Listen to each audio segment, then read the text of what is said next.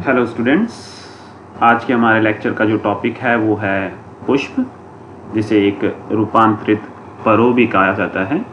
आज के इस लेक्चर में हम बात करेंगे पुष्प की संरचना के बारे में। तो जो पुष्प होता है इसे कहा जाता है हाईली स्पेशलाइज्ड रिप्रोडक्टिव शूट, यानी अत्यधिक विशिष्टीकृत जननिक परो।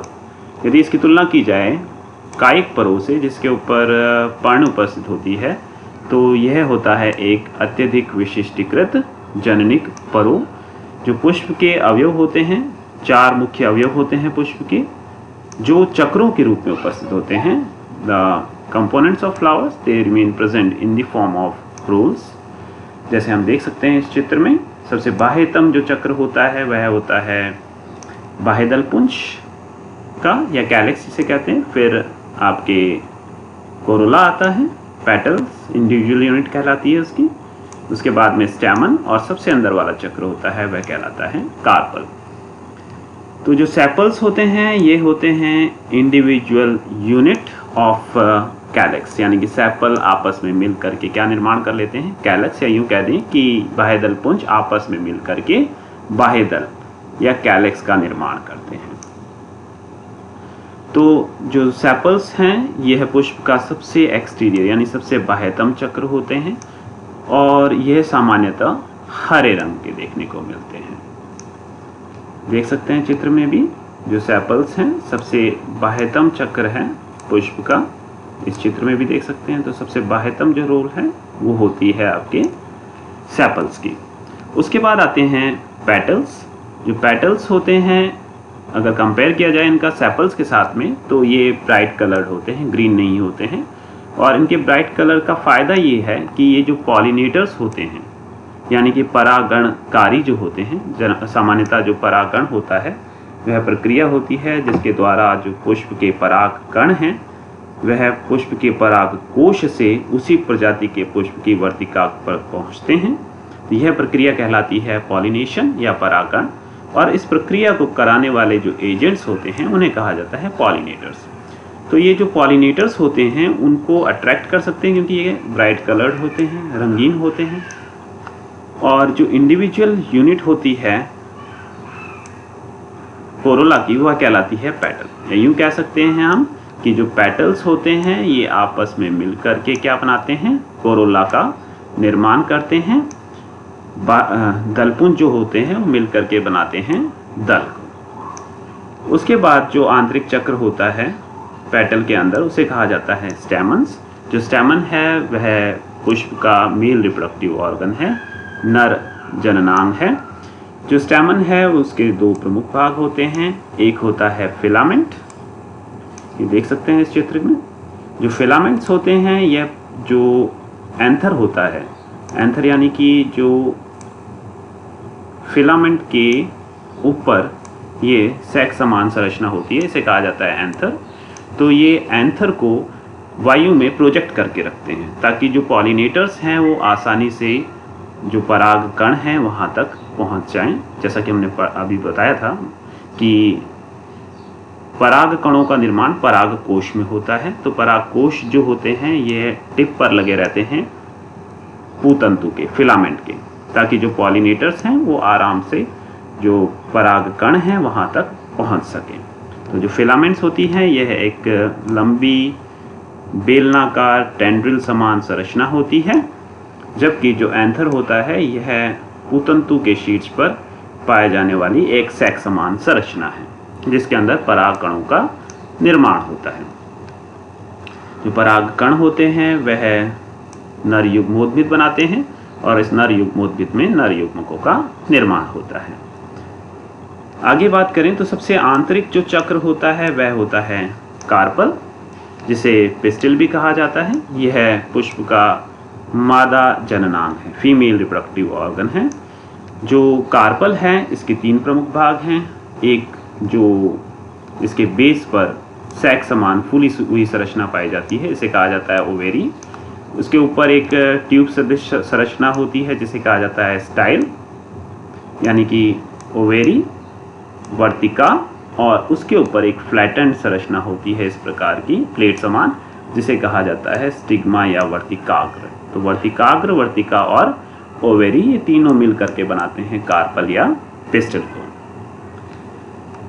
यदि बात की जाए एसेंशियल और एक्सेसरी रोल्स की, यानी कि आवश्यक तथा सहायक चक्रों की, तो जो स्टैमन और कार्पल हैं यह पुष्प के कहलाते हैं आवश्यक चक्र, क्योंकि ये क्रमशः नर युग्मोद्भिद व मादा युग्मोद्भिद के रूप में कार्य करते हैं, जबकि जो सेपल्स व पेटल्स हैं वह कहलाते हैं एक्सेसरी रोल्स, सहायक चक्र।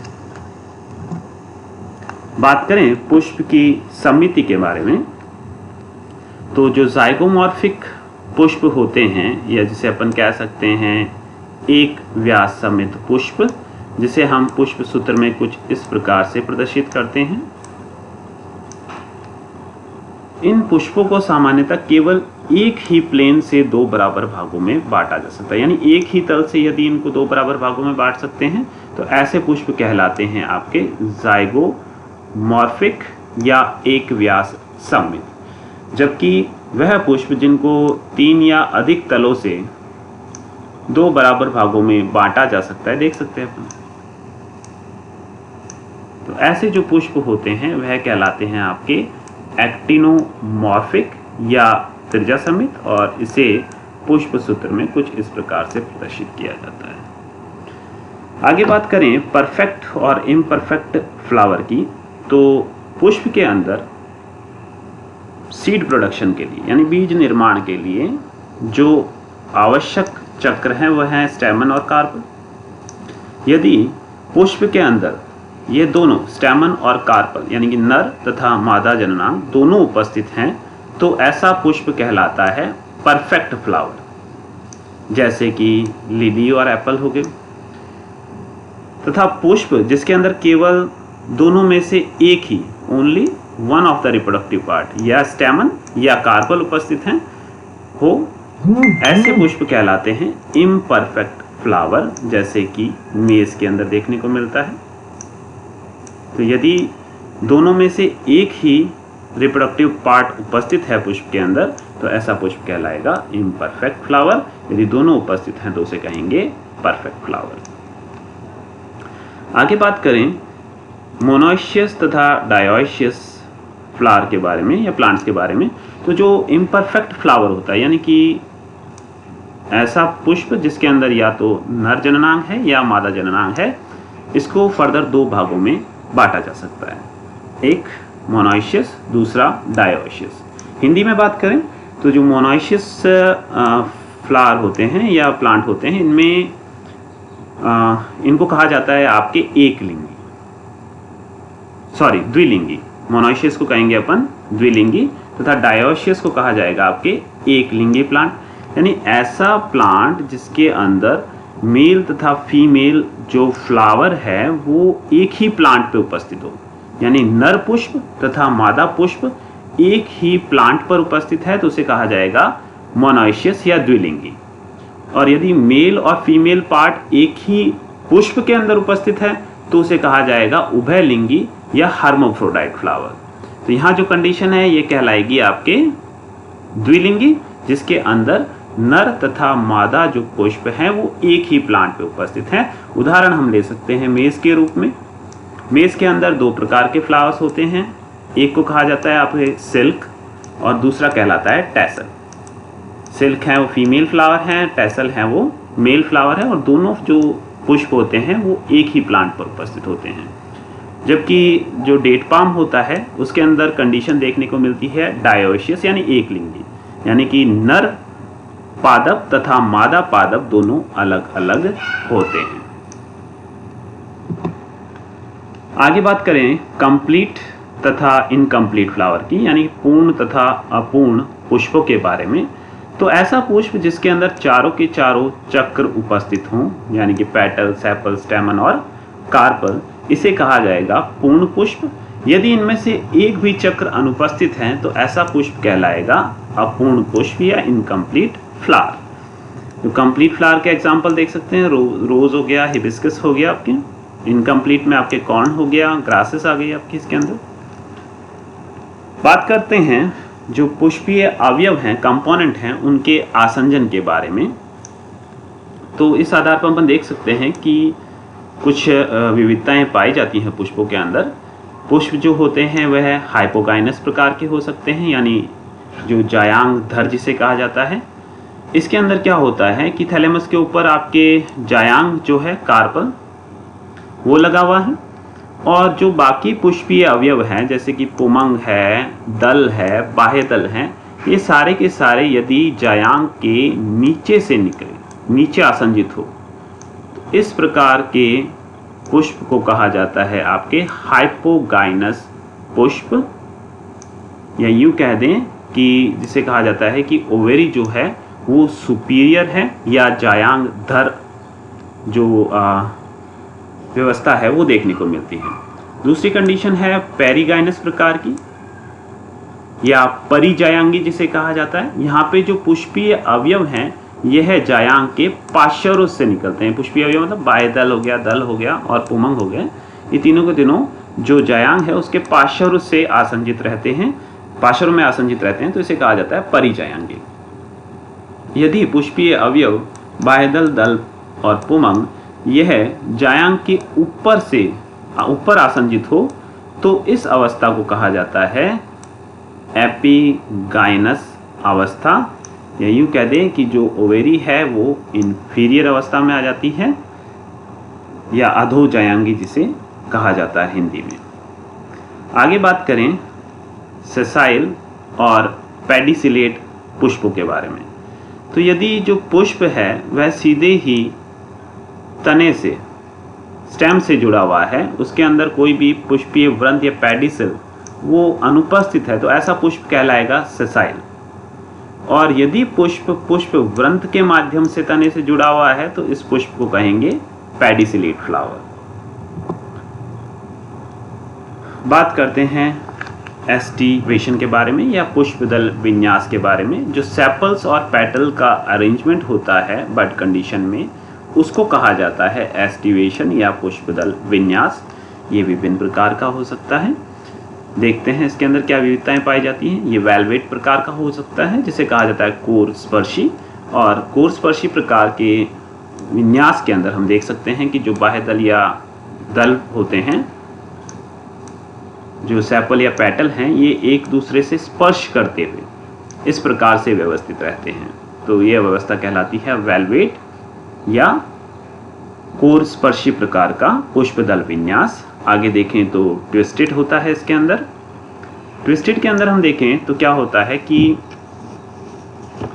जो आपके एक यूनिट है, या यूँ कह दें कि सारे के सारे जो यूनिट्स हैं उनमें एक जो सिरा है वो बाहर की तरफ रहेगा, दूसरा सिरा अंदर की तरफ रहेगा। देख सकते हैं हम जितनी भी यूनिट्स हैं उसमें एक सिरा बाहर की तरफ है और एक सिरा अंदर की तरफ है, तो इस प्रकार की व्यवस्था कहलाती है आपके ट्विस्टेड या व्यावर्तित प्रकार का पुष्पदल विन्यास।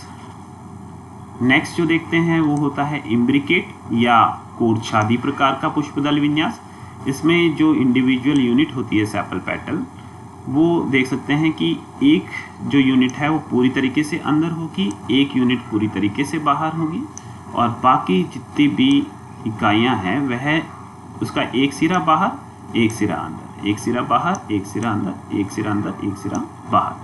तो इस प्रकार की व्यवस्था कहलाती है इम्ब्रिकेट या कोरछादी प्रकार की। नेक्स्ट अपन बात करें क्विंक्विंशियल प्रकार की पुष्पदल विन्यास की।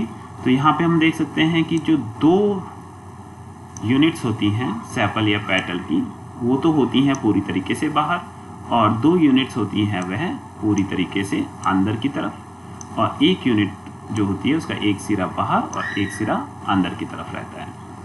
वहीं बात करें वैक्सिलरी प्रकार के पुष्पदल विन्यास की, तो एक इसके अंदर एक बड़ी यूनिट पाई जाती है जिसे कहा जाता है स्टैंडर्ड। दो पार्श्वीय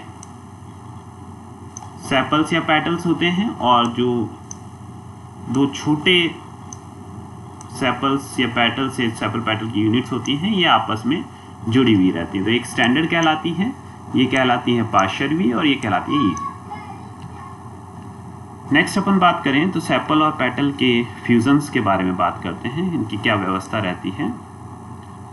किस प्रकार से ये जुड़े हुए रहते हैं और किस प्रकार से एक दूसरे से मुक्त रहते हैं उसकी बात करें तो पहले बात करते हैं पेटल्स या सेपल्स के बारे में बात कर लेते हैं पहले। तो यदि जो सेपल हैं या यूँ कहते हैं कि जो बाह्यदल पुंज हैं वो आपस में जुड़े हुए हैं तो उसे कहा जाता है गैमोसेपेलस अवस्था। और यदि यही जो सेपल्स हैं या बाह्यदल पुंज हैं ये एक दूसरे से फ्री हैं, देख सकते हैं मुक्त हैं एक दूसरे से, तो ये अवस्था कहलाती है पॉलीसेपेलस। वही चीज़ यदि दल के लिए बात की जाए, यदि दल पुंज एक दूसरे से फ्री हैं, देखिए यहाँ पे जुड़े हुए नहीं हैं आपस में, तो यह अवस्था कहलाती है पॉलीपेटलस अवस्था।